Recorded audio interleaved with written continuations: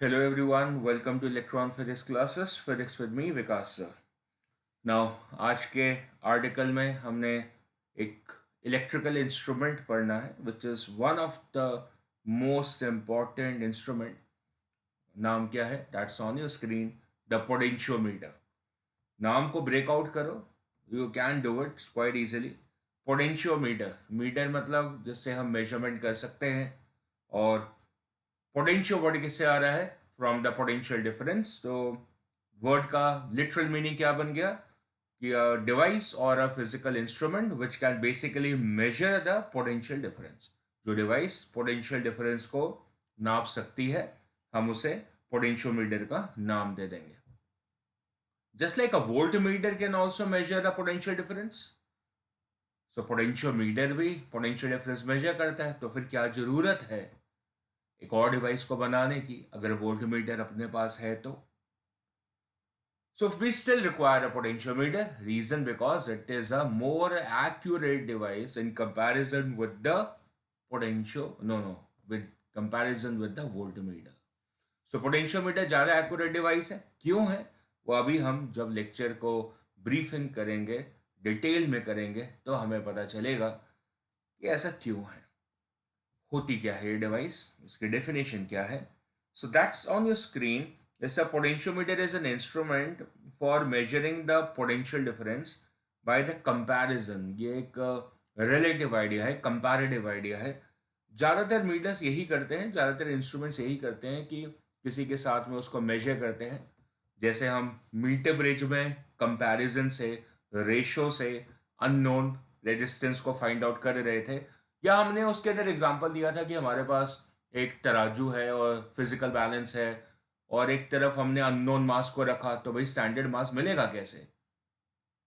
Standard मास तो हमारे पास पहले से है, अननोन मास की वैल्यू हमें ढूंढनी है। हमने क्या करा?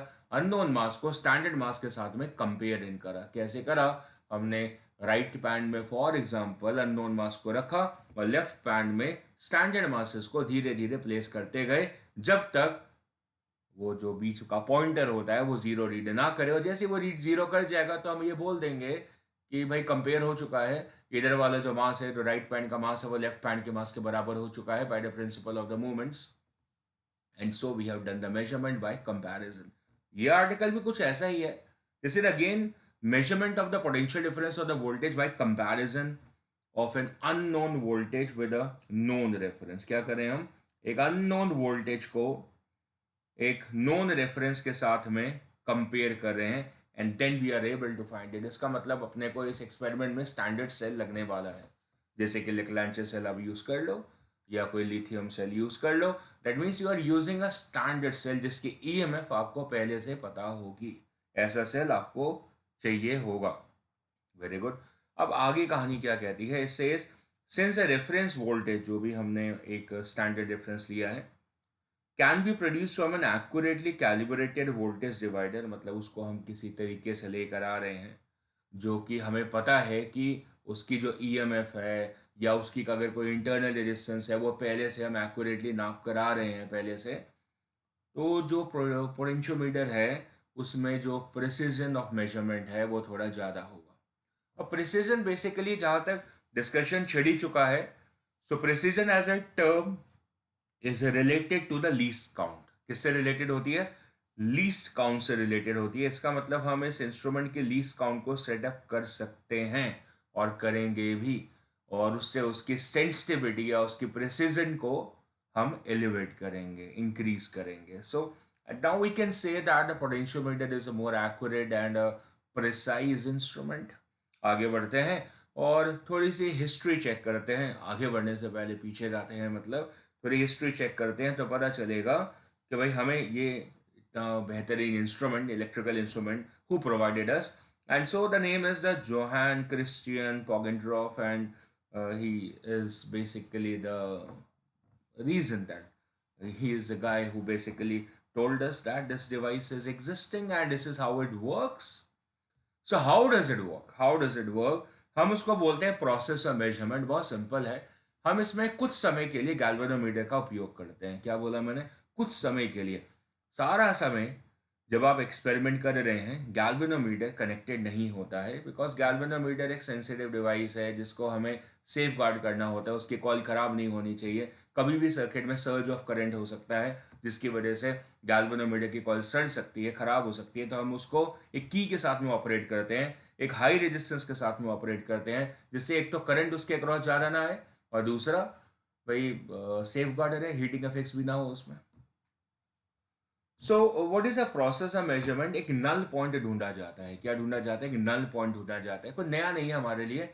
जैसे मीटर ब्रिज में हमने ढूंढा, स्लाइड वाई ब्रिज में हमने ढूंढा नल पॉइंट को, व्हीटस्टोन ब्रिज में ढूंढा, सेम बिहेवियर है। वही आदतें हैं हमारी जो यहाँ पर भी यूज़ हो रही हैं। सो इसमें हम एक स्लाइडिंग कॉन्टैक्ट का यूज़ करेंगे जिसको हम वाइपर भी बोल देते हैं। क्या बोल देते हैं? वाइपर या फिर स्लाइडिंग कॉन्टैक्ट, या एक बहुत टेक्निकल ईजी टर्म में हम उसको जॉकी भी बोल देते हैं। Right? So the sliding contact or the wiper of the potentiometer is adjusted। उसको हम क्या करते हैं? एडजस्ट करते हैं, स्लाइड करके इधर उधर, बेसिकली टैप करते हैं, स्लाइड नहीं करते हैं। एंड गैल्वेनोमीटर ब्रीफली कनेक्टेड, क्या बोला था मैंने कि कुछ समय के लिए कनेक्ट करा जाता है, तो ब्रीफली कनेक्टेड है, कुछ समय के लिए कनेक्ट करा जाता है between the sliding contact and unknown voltage. जो भी आपकी अननोन वोल्टेज है उसके साथ में एक हाई रेजिस्टेंस लगाते हो, फिर उसके साथ में गैल्वेनोमीटर लगाते हो, और फिर गैल्वेनोमीटर के आगे आप जॉकी या वाइपर लगाते हो। इसका मतलब गैल्वेनोमीटर किसके बीच में हो गया? Between unknown voltage and between the jockey या फिर वाइपर या फिर स्लाइडर, जो भी आप उसको नाम देना चाहो। कृष्ण भगवान हो गए तो इनके इतने सारे नाम हैं। The deflection of the galvanometer is observed. हम क्या करते हैं? गैल्वेनोमीटर के डिफ्लेक्शन को ध्यान से देखते हैं कि भाई कितनी है, पॉजिटिव है, नेगेटिव है, कितनी है। और एंड स्लाइडिंग टैप, मतलब हम उसको टैप करते रहते हैं। कब तक टैप करते रहते हैं? जब तक भाई डिफ्लेक्शन जीरो ना हो जाए। तो अलग अलग जगह हम क्या करेंगे? टैप करेंगे। किसके ऊपर? तो हमारे पास एक वायर होगी या एक वायर की एक्सटेंशंस होंगी। हम उसके ऊपर टैप करते रहेंगे और गैल्वेनोमीटर को देखते रहेंगे। जब गैल्वेनोमीटर की रीडिंग जीरो हो जाएगी, मतलब नल डिफ्लेक्शन हो जाएगी, तब हमारा प्रोसेस ऑफ मेजरमेंट कंप्लीट होगा बाय मेजरिंग द लेंथ। उस लेंथ को हम क्या बोलेंगे? That is suppose to be the balancing length. And जिस समय, जिस पॉइंट पे गैल्वेनोमीटर कोई भी करंट सोर्स से नहीं खींच पा रहा है, मतलब सेल है, अननोन वोल्टेज सोर्स है, लेकिन गैल्वेनोमीटर उससे करंट नहीं खींच रहा है, तो फिर हम उस समय पे मैग्नीट्यूड ऑफ वोल्टेज को कैलकुलेट कर पाएंगे। राइट? जिस समय गैल्वेनोमीटर करंट को ड्रॉ नहीं करेगा उस समय। This idea is the idea behind the working of the potentiometer and is also known as a process of measurement। मतलब टैपिंग करते रहिए, गैल्वेनोमीटर को देखते रहिए जब तक गैल्वेनोमीटर की रीडिंग जीरो ना आ जाए, और जब वो जीरो आ जाएगी आपका ये प्रोसेस एक्सपेरिमेंटली फिनिश हो जाएगा। फिर आपको वो जो मीटर स्केल गिवन होगा वहां पे उसको देख के आपको बैलेंस लेंथ को इवैल्यूएट करना होगा, and that will generate to you all the answers which you will be interested in. तो पोटेंशियोमीटर किस किस काम आता है ये भी हम फ्यूचर कोर्स और लेक्चर्स में डिस्कस करते जाएंगे। तो फिलहाल के लिए एक तो इसका दृश्य दिखाएं कि भाई ये होता कैसा है, दिखता कैसा है, और दूसरा फिर इसके वर्किंग मेथडोलॉजी को या फिर सिंपल वर्किंग प्रिंसिपल को डिस्कशन करना शुरू करते हैं। एंड तो फिर हम इसको अनवेल करते हैं that how does it look like partially? It looks like this partially on the figure towards your right side. And towards the right side, the figure is shows us that there is a wooden kind of a board, wood color का board आपको दिख रहा होगा। तो expand कर देता हूँ आपके लिए, and you can see this wooden board over here, and on this there is the wiring. See this, on this there is supposed to be the wirings over there, and between the points A and B। और मैं आपको broad करूँ, now can you see this maximum I can do for you. So यहाँ से जो A और B terminals हैं, इसके बीच में हमने सर्किट बना रखा है। जिस सर्किट को हमने प्राइमरी सर्किट का नाम दिया है। अब भाई इस प्राइमरी सर्किट में कौन कौन है? तो सबसे पहले तो ये वायर है, अरे बड़ी लंबी चौड़ी सी वायर है। ये देखो ऐसे है, इस तरीके से वायर है। ये सर किस तरीके से है? ये इस तरीके से है कि ये 1 मीटर की नहीं है। मतलब ये आपका 1 मीटर है यहां से लेके यहां तक, दिस इज 1 मीटर। तो जैसे नेक्स्ट 1 मीटर, जैसे नेक्स्ट 1 मीटर, जैसे नेक्स्ट 1 मीटर, यूजुअली हम 10 मीटर यूज करते हैं, और ज़्यादा लेंथ होने से इसकी सेंसिटिविटी इंक्रीज हो जाती है। क्या इंक्रीज हो जाती है? सेंसिटिविटी इंक्रीज हो जाती है, क्योंकि ज़्यादा लेंथ होने की वजह से इसका लीस्ट काउंट जो है वो गिर जाता है। So how can we increase the precision of this particular device? By increasing the length of the wire used for the measurement. उससे इसका लीस्ट काउंट कम हो जाता है, और ये बहुत बारीक वैल्यू, बिल्कुल हल्की फुल्की वैल्यू ऑफ द ईएमएफ को भी या पोटेंशियल को भी नाप पाता है, right? So the wire is stretch between the points A and B will be the correct language. और वायर किससे बनी होती है? सेम वही वाले मटेरियल, कौन से वाले? The constantan and the manganin से बनी है, जो कि इस तरीके के मटेरियल हैं जिनमें alpha, the temperature coefficient of resistivity और रेजिस्टेंस, कम होता है। और इतना कम होता है ताकि रेजिस्टिविटी वायर की कांस्टेंट रहती है, during the course of experiment very नहीं करती है, तो हमें उसके बारे में चिंता नहीं करनी पड़ेगी। So the resistivity is gonna remain as constant. और उसका रीजन जो है दैट इज क्वाइट सिंपल, कि हमने कॉन्स्टेंटिन वायर को यूज करा है और हमने मैंगनीन वायर को यूज करा है, and that's the reason behind it, right my dear students? Okay, अब प्राइमरी सर्किट में क्या क्या चीजें हैं? ये आपका स्टैंडर्ड सेल है। What is this? This is the standard cell which we are using over here. Standard cell मतलब जिसका ईएमएफ आपको पता हो, अगर उसकी कोई इंटरनल रेजिस्टेंस है तो वो भी आपको पता हो, उसको हम स्टैंडर्ड सेल बोलते हैं। करेक्ट है जी। और फिर एक की हमने कनेक्ट कर रखी है। भाई जब यूज नहीं कर रहे हैं तो की को प्लग आउट कर दो, तो सर्किट रुक जाएगा, और हमारी बैटरी, हमारा सेल जो स्टैंडर्ड सेल है, वो एनर्जी बेफजूल में वेस्ट नहीं करेगा। And then we have our beautiful device, the rheostat over here. And the rheostat is used for what? Introducing the resistance in the primary circuit, जिससे आप primary circuit में जितना current है आप उसको कंट्रोल कर पाए। तो these are the components of the primary circuit. एक आपका स्टैंडर्ड सेल है, एक आपका की है, और and one is your rheostat, and these are connected between the terminals A and B. So this circuit kick-starts working. बाकी जो भी आप कनेक्ट करेंगे उस से एक नया पार्ट ऑफ द सर्किट बनेगा। उस new part of the circuit को हम क्या बोलेंगे? The secondary circuit. So that's a primary, and then you will have a secondary circuit also coming up, right? So हमने प्राइमरी सर्किट को explain कर दिया है, the components have been explained, and now I move towards the left over here to make us understand what's a working principle. So working principle explain करने के लिए मैं क्या करने वाला हूं? पहले यहाँ पर एक की होती है, जो उस की को मैंने क्या कर देना है? प्लग इन कर देना। तो मैंने इसको प्लग इन कर दिया, the key has been plugged in. उससे क्या हो रहा है? रियोस्टेट की रेजिस्टेंस आ गई है। मैं उसको आर एच लिख लेता हूँ, दैट्स रियोस्टेट रेजिस्टेंस। और जो वोल्टेज है उसकी वैल्यू हमें वी गिवन है, तो मैं उसको ई नॉट लिख रहा हूँ। वी तो उसका नेट पोटेंशियल डिफरेंस है, मैं उसके सेल के ईएमएफ की वैल्यू को ई नॉट लिख देता हूँ। हम ई सबस्क्रिप्ट डी भी लिख सकते हैं। इसको हम यूजुअली ड्राइविंग सेल बोलते हैं। क्या बोलते हैं? ड्राइविंग सेल और the simple driver, right? It drives the whole circuit, hence it is known as a driver, my dear. So okay, तो अब इससे क्या होगा? ये करंट को पास ऑन करेगा सर्किट में, हेल्प करेगा कि सर्किट में पावर आ जाए, सर्किट में एनर्जी आ जाए, स्टेडी रेट से एनर्जी आ जाए, उसी को पावर बोलेंगे। So it delivers the power, और वो जो करंट है वो मूव करना शुरू करेगा, और इस पूरी वायर में वो करंट मूव कर रहा होगा, like this is a resistance wire. So ये प्राइमरी सर्किट आपका एस्टैब्लिश हो जाता है। सो इसमें जितना करंट है मैं उसको लिखना चाहता हूँ। So what's the value for the current? The value for the current in this diagram, cell की इंटरनल रेजिस्टेंस के बारे में हमें बताया नहीं गया। अगर बताया जाएगा तो आप उसको भी यूज करेंगे। मान लो वो भी आपको गिवन है, and that particular value is smaller, right? So what is the value for the current? That's the EMF in the circuit. कौन सा ईएमएफ है? That is the E not, जिसको हमने ड्राइवर सेल ईएमएफ बोला हुआ है, divided by the resistance of this particular circuit. सारा कुछ सीरीज में ही है। So what is the value for it? So what is the value for the current in this? फिलहाल के लिए हम ऐसा एज्यूम कर रहे हैं, क्या एज्यूम कर रहे हैं? हम ऐसा एज्यूम कर रहे हैं कि जो नीचे वाला पार्ट है सर्किट का, this part of the circuit is not present, मतलब ये हमने अभी कनेक्ट नहीं करा हुआ है। This is what we are assuming.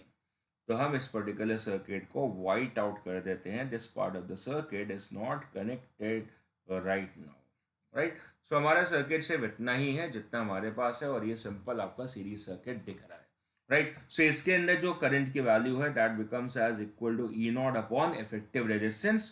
तीन रेजिस्टेंस है, एक तो रियोस्टैट की रेजिस्टेंस, एक सेल की अपनी खुद की रेजिस्टेंस, और एक इस पूरी वायर की रेजिस्टेंस जिसको मैं RW लिख रहा हूं, that's a wire resistance.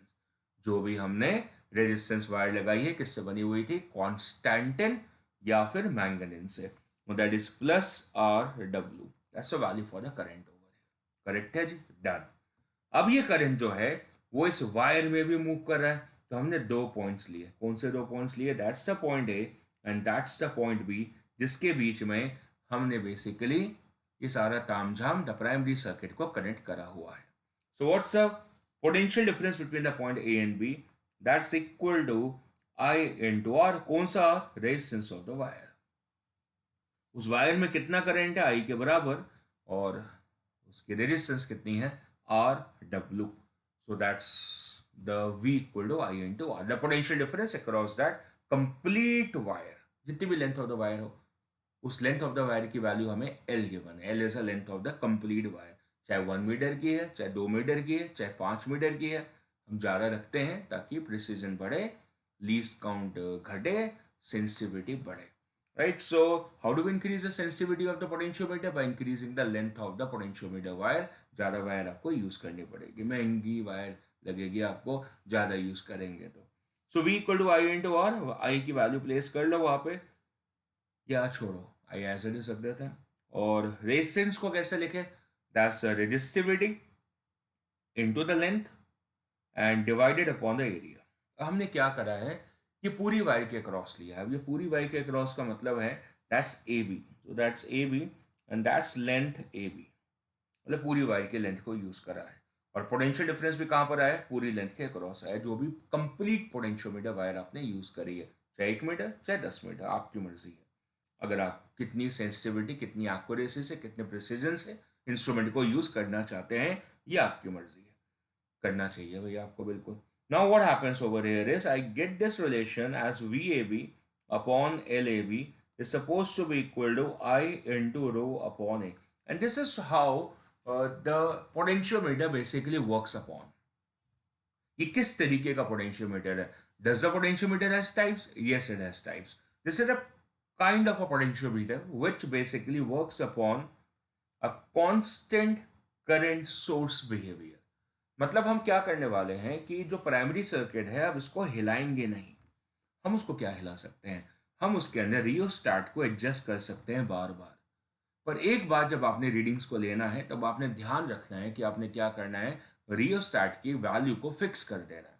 The moment you do so, तो उससे जो सर्किट में जो करंट होगा that's going to get fix. So ये आई जो है this becomes now constant, it does not change, and hence this potentiometer kind, the working kind of this potentiometer is known as the constant current potentiometer, right? So this is what we do in our course right now, the constant current potentiometer.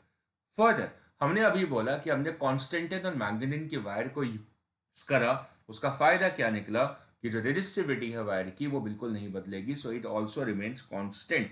सो एक तो current constant हो गया, दूसरी resistivity constant है, बच जाता है area of the cross section of the wire. वो हम एहतियात बरतेंगे कि हम जब जॉकी को, स्लाइडर को, वाइपर को यूज करने वाले हैं तो हम उसको स्क्रैच नहीं करेंगे, ज्यादा स्लाइड नहीं करेंगे, प्यार से टैप करेंगे। हालांकि नाम स्लाइडर है लेकिन हम क्या करेंगे, टैप करेंगे ताकि वो वायर छिले ना, उसकी एरिया ऑफ क्रॉस सेक्शन पे कोई असर ना आए, such that the area also remains constant during the course of measurement, during the course of working of the instrument.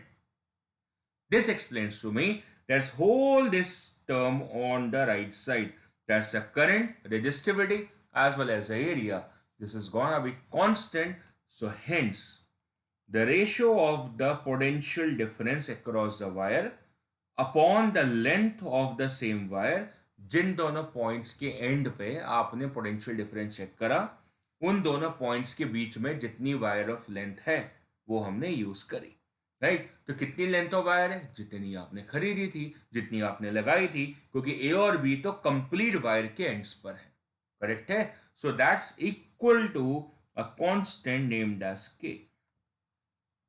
I row bye ए, हमने इसको एक कांस्टेंट का नाम दे दिया, उसको के बोल दिया। And here comes the moral, the principle of the potentiometer. This is the principle of the potentiometer. What's the left side term? Potential upon length. मुझे याद आया, इस टर्म को हम फिजिक्स में एक बेहतरीन नाम से बोलते हैं as the potential gradient. So the overall idea is that the potential gradient remains constant throughout the working of the instrument potentiometer. जब तक पोटेंशियोमीटर काम करेगा उसका पोटेंशियल ग्रेडियंट जो है वायर के ऊपर वो हमेशा कांस्टेंट ही रहेगा।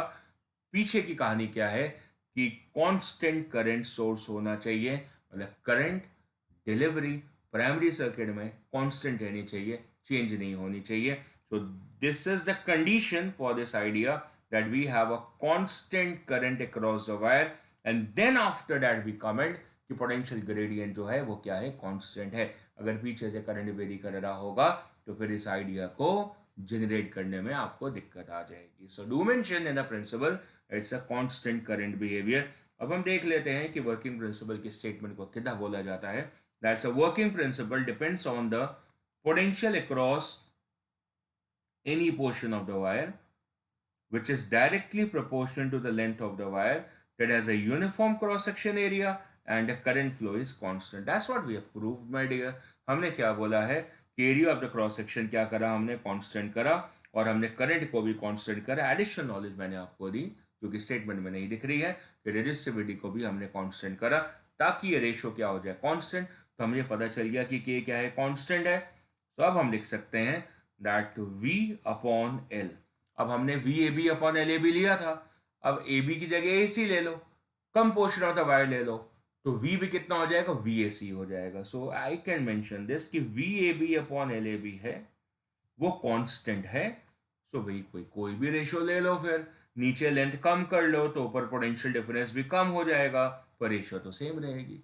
भाई 2/1 is equal to 4/2 is equal to 6/3, correct है ना। सो इसका मतलब आप एल को चेंज करेंगे, अकॉर्डिंगली पोटेंशियल डिफरेंस चेंज हो जाएगा। It gives me an idea that the VAC is supposed to be equal to K into LAC, or I can mention the VAC is supposed to be proportional to LAC, और अगर मैं इसको generalise कर देता हूं then I can say that the V is proportional to L. That's what this idea tells us, that the statement tells us. It says the potential across any portion of the wire, मतलब मैंने उसको क्या ले लिया, any portion of the wire को L ले लिया है, और उसके क्रॉस जो पोटेंशियल है उसको वी ले लिया है, और वो आपस में क्या है, डायरेक्टली प्रोपोर्शनल है। So that means the V is suppose to be proportional to L, या फिर V upon L is suppose to be constant. That's what is known as the working principle. लेकिन ये सब कुछ कब है, जब करंट फ्लो कांस्टेंट है। वो हमने कैसे करा, रियोस्टैट की मदद से।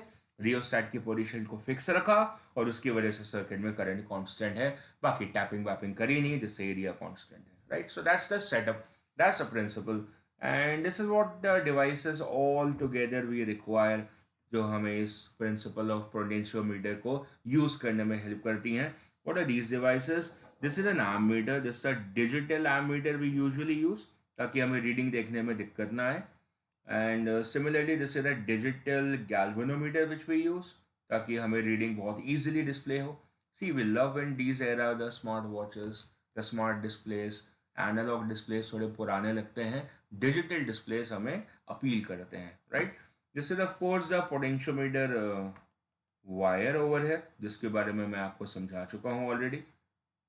Then I have the rheostat, and what else do I have? I have the standard cell over here और the battery। या तो आप उसको स्टैंडर्ड सेल बोल लो या फिर आप उसको बैटरी एलिमिनेटर बोल लो, जिससे आप इनपुट बैटरी की वैल्यू को चेंज इन कर सकते हैं। That's a battery eliminator over here. And what else do we have? We have high resistance over here, जिसको हमें गैल्वेनोमीटर के साथ में सीरीज में लगाना है। That's what it is there. कोई एक रेजिस्टेंस बॉक्स भी हमारे पास है किसी एप्लीकेशन के लिए. And then we have the set of keys. This is a key box and this is another key box. Let's say it's K1 and this is K2 and this is all we have. This is what are the components which are basically required for measuring the potential difference with the help of the principle of the potentiometer. Now I have a question in mind कि जब हम experiment को setup कर रहे हैं तो हम कैसे इंश्योर करेंगे कि ये वर्क करे प्रॉपरली. तो वर्क करे प्रॉपरली तो आपको ध्यान रखना पड़ेगा कुछ एक आधी बातों का कि आपने क्या करना है. जहाँ भी इसका ज़ीरो है, मान लो ये इसका ज़ीरो है, लेट्स से ज़ीरो, फिर यहाँ पे जाके इसका 1 मीटर कंप्लीट हो जाता है और फिर इधर जाके इसका 200 कंप्लीट हो जाता है, फिर यहाँ पे जाके 300 हो जाता है, फिर ऐसे चलते चलते इसके 300 400 500 और पता नहीं 10 मीटर पूरे हो गए, मतलब 1000 सेंटीमीटर उसके पूरे हो गए. तो ये ज़ीरो जो है that is suppose to be kept at a high potential. It is suppose to be kept at a high potential. तो आपको बस ध्यान रखना है कि आप इसको इधर से कनेक्ट करें, क्योंकि पॉजिटिव से इसको कनेक्ट करें, फिर आगे के सर्किट को कनेक्ट करें कि यहाँ से जो लीड जा रही है नेगेटिव से फिर वो की में जाएगी, फिर की से आगे जाएगी and then connected to the series, फिर इससे आगे जाएगी, फिर ये इधर कनेक्ट होगा एंड फिर इससे जो लीड आएगी is going to be connected to this particular point और ये सारी चीज़ें फिर सीरीज़ में कनेक्ट हो जाएंगे. This is how it works basically, right. और बाकी के जो कनेक्शन हैं वो इसके थ्रू जाते हैं, लाइक जो डिवाइस है इसके थ्रू, फिर ये की से then the key goes to the galvanometer and then it goes to the resistance box and then it is going to the jockey. किस पे जाएगी? जॉकी पे जाएगी and the jockey is going to be tapped down. This is suppose to be your secondary circuit. इधर वाला जो मैंने ऊपर कनेक्शंस करे थे वो सारे के सारे क्या है? प्राइमरी सर्किट है. और जो इधर मैंने एक्स्ट्रा यहाँ पे यूज करे, जहां पर मैं गैल्वेनोमीटर को यूज करने वाला हूं, उस पार्ट ऑफ द सर्किट को मैंने क्या बोलना है? As a secondary circuit. जहां पे मैंने रियोस्टैट यूज करा हुआ है और स्टैंडर्ड सेल यूज करा हुआ है, उसको क्या बोला? Primary circuit. और जहां पर मैंने गैल्वेनोमीटर को यूज करा है, जॉकी को यूज करा है, उसको मैं क्या बोलूंगा? As a secondary circuit. These are the two parts of the circuit. I need to ensure कि जो भी मैं यहाँ पे एक्स्ट्रा सेल्स को यूज करूंगा और जो स्टैंडर्ड सेल यूज करूंगा, दोनों का पॉजिटिव जीरो से कनेक्टेड होना चाहिए. This is a prime check to perform while doing the connection. Mention कर लेते हैं इस बात को that the high potential of the standard cell as well as the जो भी आपको सेल्स एक्स्ट्रा हैं सर्किट में and other cells must be connected to the zero of the potentiometer. अब जीरो ऑफ द पोटेंशियोमीटर का मतलब है कि आप जीरो से ही आगे रीडिंग जो लेंथ ऑफ द वायर होगी उसको नापेंगे. तो जीरो को हमने बाय डिफॉल्ट अपने सर्किट एनालिसिस में हाई पोटेंशियल पर रखा है. तो सेल जितने भी हों, एक ऐसा सेल हो सकता है जिसका ईएमएफ आपको फाइंड आउट करना है और एक स्टैंडर्ड सेल आपके पास होना ही है जिसको हमने ड्राइवर सेल का नाम दिया हुआ है. दोनों का पॉजिटिव बेसिकली इस जीरो से कनेक्टेड होना चाहिए. ये आपने ध्यान रखना है. बाकी तो आपने ध्यान रखना ही है कि सब कुछ सीरीज में है कि positive negative then again the positive negative then again positive negative, ये सारा उस तरीके से कनेक्टेड हो. ये आपने ध्यान रखना है, right. So this is how the connections are completed and you ensure कि it works. Still if it does not work तो फिर आप देखिए कि गलती कहाँ है. तो दूसरी गलती जो आप कर सकते हैं पोटेंशियली, मतलब आपके अंदर पोटेंशियल है गलती करने का, वो ये हो सकता है कि जो दूसरा सेल होगा सर्किट में, आपने गलती से उसकी ईएमएफ ज़्यादा सेलेक्ट कर रखी है in comparison with the standard cell. बात समझ में आ रही है? तभी हमें बैटरी एलिमिनेटर का यूज़ आ जाता है कि जब आपको ये पता चल जाए कि आपका सर्किट में गड़बड़ हो रही है और प्रॉपर कनेक्शंस नहीं आ रहे हैं, तो फिर आप क्या करें? इस बात को चेक करें कि जो भी आपका स्टैंडर्ड सेल है, ड्राइवर सेल है, उसका ईएमएफ ज़्यादा होना चाहिए. तो अगर ऐसा आपकी रीडिंग नहीं आ पा रही है तो आप क्या करें कि बैटरी एलिमिनेटर में पोटेंशियल की वैल्यू को बढ़ा दें और फिर देखें तो शायद आपकी रीडिंग आ जाएगी. So I mention this particular point.